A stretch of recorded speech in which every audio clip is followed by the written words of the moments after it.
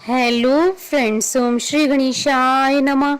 आप सभी का स्वागत है आपके अपने यूट्यूब चैनल पर। आप सभी को गणेश चतुर्थी की हार्दिक शुभकामनाएं। फ्रेंड्स, आज हम आपको इस वीडियो में बताने जा रहे हैं, अगर गणेश चतुर्थी के दिन भूल से चंद्रमा का दर्शन हो जाए तो चंद्र दर्शन के दोष को मिटाने के लिए किए जाने वाले उपायों के बारे में। फ्रेंड्स, वीडियो शुरू करने से पहले आपसे रिक्वेस्ट है, अगर आप हमारे चैनल पर नए हैं और आपने अभी तक चैनल को सब्सक्राइब नहीं किया है तो प्लीज़ सब्सक्राइब कीजिएगा चैनल को, साथ ही प्रेस कीजिएगा बेल आइकन को, जिससे नए वीडियो से रिलेटेड नोटिफिकेशन आपको तुरंत प्राप्त हो सके। और वीडियो पसंद आने पर वीडियो को लाइक और शेयर ज़रूर कीजिएगा ताकि सभी भक्तों को इस वीडियो का लाभ प्राप्त हो सके। और कमेंट बॉक्स में ओम श्री गणेशाय नमः जरूर लिखिएगा। गणेश पुराण के अनुसार भाद्रपद शुक्ल चतुर्थी के दिन चंद्रमा देख लेने पर कलंक अवश्य लगता है, ऐसे गणेश जी के वचन है। गणेश चतुर्थी के दिन चंद्रमा का दर्शन बहुत ही अशुभ माना जाता है। गणेश चतुर्थी के दिन को भगवान गणेश जी के जन्म दिवस के रूप में मनाया जाता है। आज के दिन भगवान गणेश जी की मूर्ति को घर पर लाते और स्थापित करते हैं। गणेश चतुर्थी पर भगवान गणेश जी को घर पर लाने की परंपरा है। गणेश जी को सुख, समृद्धि और बुद्धि का दाता माना जाता है, लेकिन आज के दिन एक बात पर विशेष ध्यान दिया जाता है। गणेश चतुर्थी के दिन चंद्रमा के दर्शन क्यों नहीं करने चाहिए, इसको लेकर एक पौराणिक कथा है। कथा के अनुसार एक बार चंद्रमा ने भगवान गणेश जी के स्वरूप को लेकर उपहास किया था। इससे भगवान गणेश जी बहुत नाराज हो गए और चंद्रमा को श्राप दे दिया कि आज के बाद कोई भी तुम्हें देख नहीं पाएगा और तुम्हारा प्रकाश क्षीण हो जाएगा। चंद्रमा को जब अपनी गलती का एहसास हुआ तो चंद्रमा ने गणेश जी से क्षमा मांगी। चंद्रमा के साथ अन्य देवताओं ने भी गणेश जी से चंद्रमा को माफ करने की विनती की।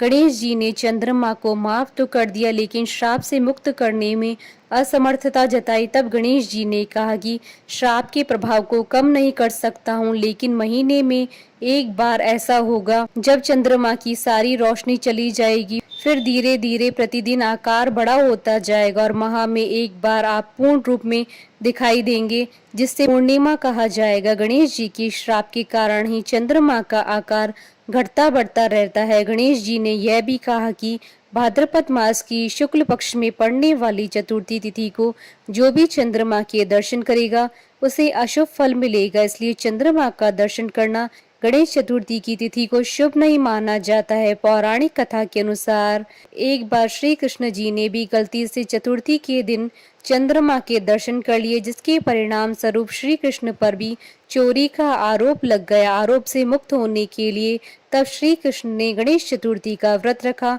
और पूजा की। तत्पश्चात अशुभता से मुक्त हुए। भाद्रपद शुक्ल चतुर्थी के दिन चंद्र दर्शन न करें।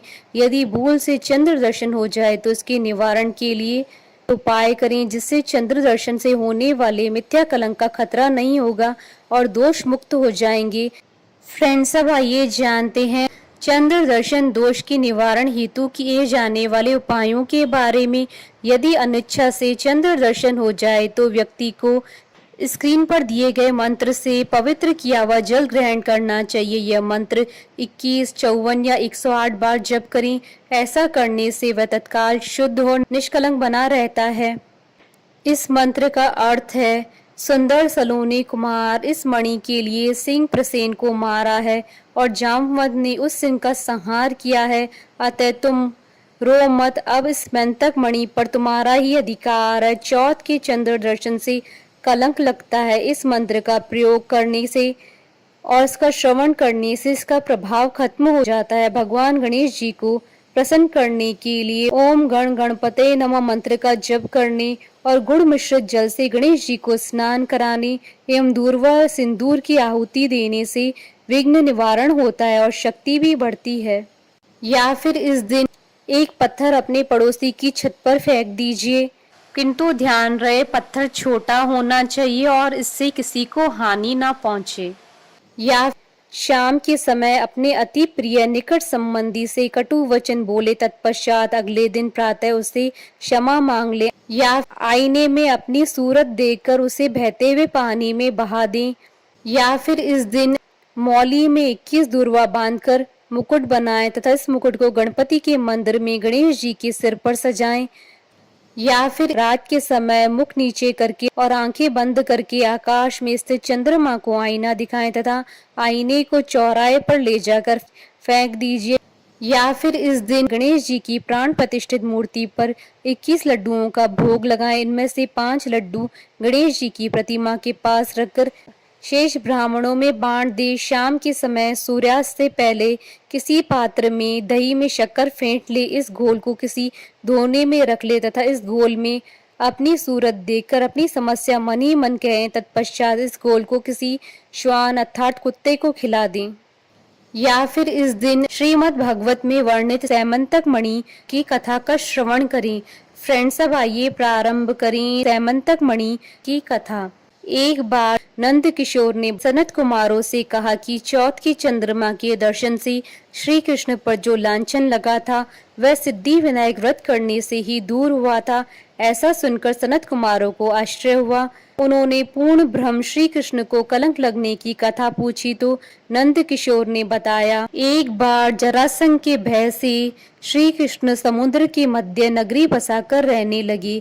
इसी नगरी का नाम अब द्वारकापुरी है। द्वारकापुरी में निवास करने वाले सत्राजित यादव ने सूर्य नारायण की आराधना की। तब भगवान सूर्य ने उसे नित्य 8 बार सोना देने वाली सैमंतक मणि अपने गले से उतार कर दे दी।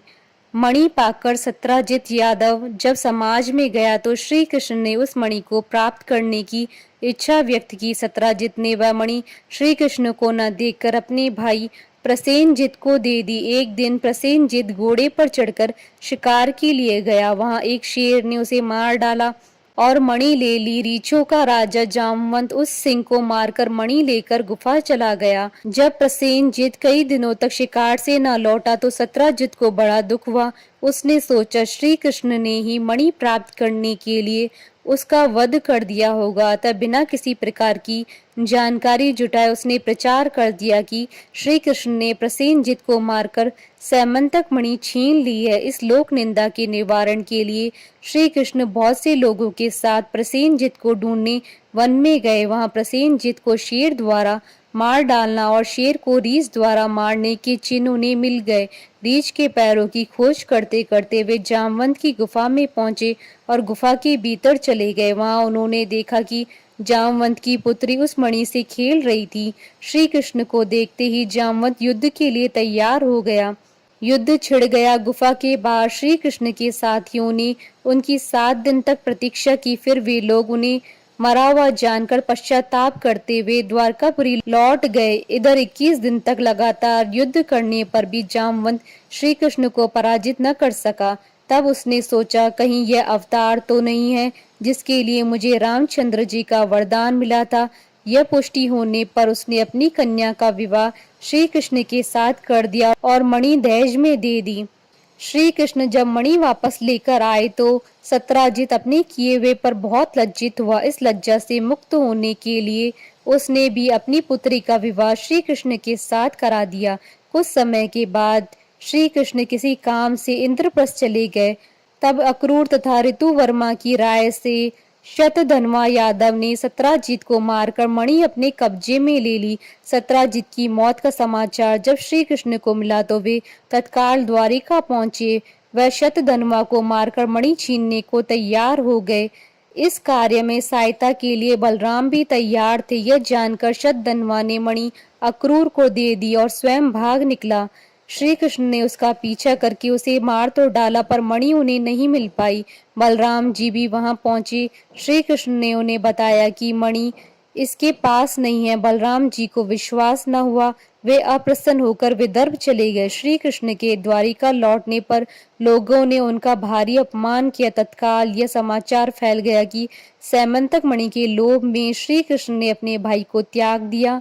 श्री कृष्ण इस अकारण प्राप्त अपमान के शोक में डूबे थे कि सहसा वहां नारद जी आ गए। उन्होंने श्री कृष्ण को बताया कि आपने भाद्रपद शुक्ल चतुर्थी के चंद्रमा का दर्शन किया था, इसी कारण से आपको इस तरह लांछित होना पड़ा है। श्री कृष्ण ने पूछा, चौथ के चंद्रमा को ऐसा क्या हो गया जिसके कारण उसके दर्शन मात्र से मनुष्य कलंकित होता है। तब नारद जी बोले, एक बार ब्रह्मा जी ने चतुर्थी के दिन गणेश जी का व्रत किया था।